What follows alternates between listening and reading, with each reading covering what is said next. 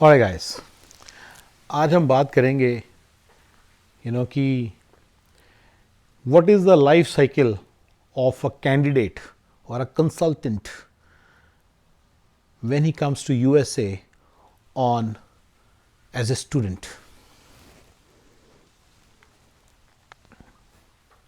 ठीक है, to do MS basically, not to BS, वो मेरा इंटरेस्ट नहीं है। एमएस,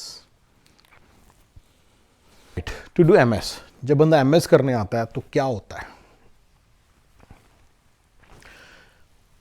सबसे पहले वो कॉलेज में सपने लेने लगता है कि मैं अमेरिका जाऊंगा, एमएस करूंगा, विदाउट रियलाइजिंग कि एमएस एक बिल्कुल यूजलेस डिग्री है जिसकी वैल्यू सिर्फ गेटवे है। It's a gateway to America. America के अंदर जब वो एमएस डिग्री करने के बाद जो जॉब ले लेता है तब भी उतना ही कमाता है जितना यहाँ की जमादार नहीं कमाती है। वो उसको बाद में पता चलता है। वो तो मैंने अब बताया बहुत लोगों को कि वेलफेयर वाले लोगों की उतनी ही इनकम है। उसको छोड़ दो, ये उसको बिल्कुल नहीं पता चलता कि एमएस की डिग्री की बिल्कुल यूजलेस है। जो काम करने जाएगा उसके साथ के जो गोरे बैठे होंगे, जो देसी बैठे होंगे, सिटीजन्स, हो सकता है उनको बैचलर्स डिग्री भी ना हो, मास्टर्स को छोड़ दो। ये मैंने एक पूरा वीडियो बना रखा है। तो वो बेचारा सपने लेने लगता है।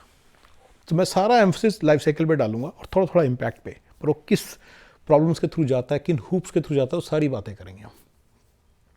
होता क्या है, ठीक है, ये जो बंदा है कॉलेज में सपना लेने लगता है तो सबसे पहले वो जीआरई ये वो सब स्टार्ट हो जाता है।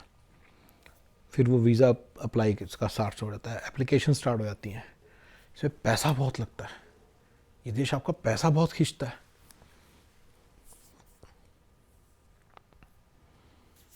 बहुत पैसा खींचता है आपका।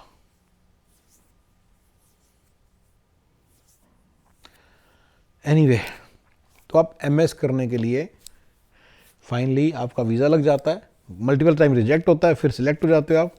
बहुत टाइम वेस्ट करते हो आप, बहुत टाइम वेस्ट करते हो। मेरे सक्सेस फॉर्मूले के प्रिंसिपल्स के बिल्कुल अगेंस्ट है ये। मेरा जो CSF है ना, कंप्लीट सक्सेस फार्मूला, उसके अगेंस्ट है।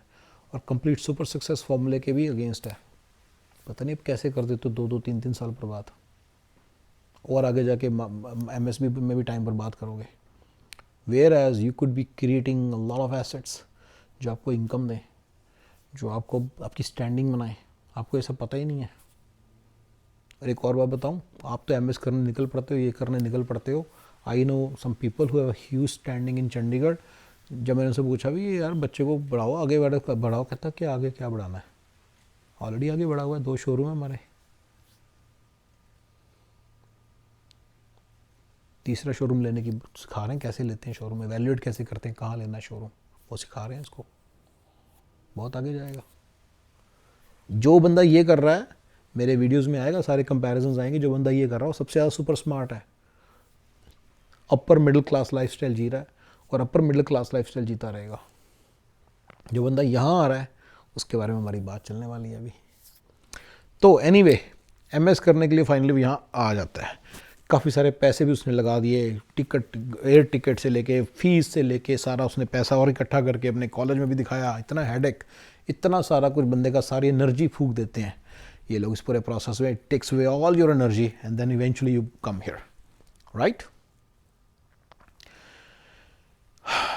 पहले 5-6 महीने आपको थोड़ा एक यूफोरिया सा होता है, आई मेड इट। धीरे धीरे आपको पता चला पैसा रेज करना पड़ेगा आपको, उसकी रिस्ट्रिक्शंस समझ में आने लगती हैं। When you are here on MS, let's say आपको इलन मस्क, आपने कोई किताब लिखी है, कुछ आपने आर्टिकल लिखा और इलन मस्क को पसंद आ गया। वो आता कहता I love you and I like you, let's say your name is Raghu. Raghu, you are my man.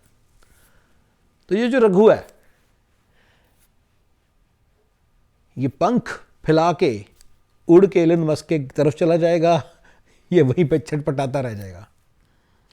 ये वहीं पे छटपटाता रह जाएगा क्योंकि जब एक बंदा एमएस कर रहा है ना, उसके पास वर्क वीज़ा नहीं है। He can not work for anybody. तुम्हें इस बात का पता है ना कि वीज़ा होते हैं अमेरिका में, तुम्हारा स्टडी वीज़ा है। तुम सिर्फ स्टडी कर सकते हो उसी यूनिवर्सिटी में, उसी कोर्स में, कुछ और नहीं कर सकते। तुम्हें अगर बिल गेट्स भी आके बोले ना कि यार मुझे तुम बड़े पसंद आ गए, बड़ी अच्छी थीसिस लिखिए, आओ हमारे यहाँ आओ, कुछ हमारे को अपनी कोडिंग वोडिंग तो तुम्हें वो लेके नहीं जा सकता अपने साथ। तुम्हें लग रहा होगा कुछ कर सकता होगा, है ना, ये लगता है ना तुम्हें कभी कभी, कुछ नहीं कर सकोगे। तुम्हारा दिल किया एमएस के दौरान, यार स्टार्टअप का सपना देखा था, अब तो अपनी ड्रीम लैंड में आई गए, अब स्टार्टअप भी स्टार्ट करें। आप स्टार्टअप स्टार्ट नहीं कर सकते भाई, आप स्टडी वीज़ा पे गए हो, आप कुछ नहीं कर सकते।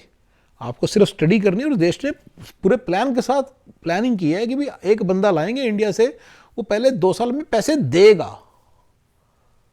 इस कंट्री ने पूरी प्लानिंग से आपके मतलब साथ किया है, पूरा ये गेम खेली है, और आप कह रहे हो कि मैं उसकी गेम चौपट कर दूंगा। तो आपके लिए नहीं सारी ऑफर जो सब होती हैं, सब चीज़ें जो ये फ्रीडम वाली बातें हैं, जो फ्रीली घूम लो, ये कर लो वो कर लो, अभी सुनते रहो। जो घटिया चीज़ें हैं ना वो करने की पूरी है, वेटिंग करना रेस्टोरेंट। तो आपको पता चलता है कि आपको 20 घंटे का काम अलाउड होता है कभी कभी। एक आरए का काम अलाउड होता है, एक टीए का, और एक कभी ये 20 घंटे का। आरए टीए का काम फिर भी थोड़ा सा हुआ है। कैंपस की जॉब सबसे पुअरेस्ट पेइंग जॉब्स होती हैं, उससे ज़्यादा कैंपस में जो आपकी जमादार नहीं है वो ज़्यादा कमा रही है, उससे पूछ लेना। और मैंने अपने वीडियोस में मल्टीपल टाइम्स एक्सप्लेन किया है कि कैसे वेलफेयर वाले बंदे जो $20-25 पर आवर कमा रहे होते हैं, वो एक्चुअली उनको इतना कुछ फ्री भी मिल रहा होता है, तो they actually end up making a lot more money and they don't have to pay taxes. तो they are basically their income is very very high in comparison to anybody else's who is paying taxes and who is not on welfare.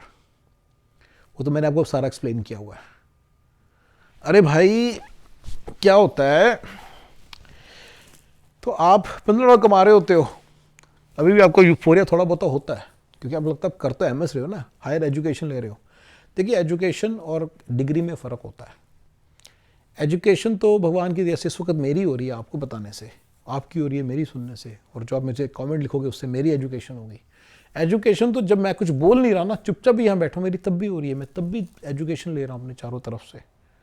Education तो जब आप rickshaw वाले से बात कर रहे हो तो भी हो रही है आपकी, you should respect that. Rickshaw वाला आपको कोई ऐसी बात बता सकता है जो आपके बड़े काम आ जाए।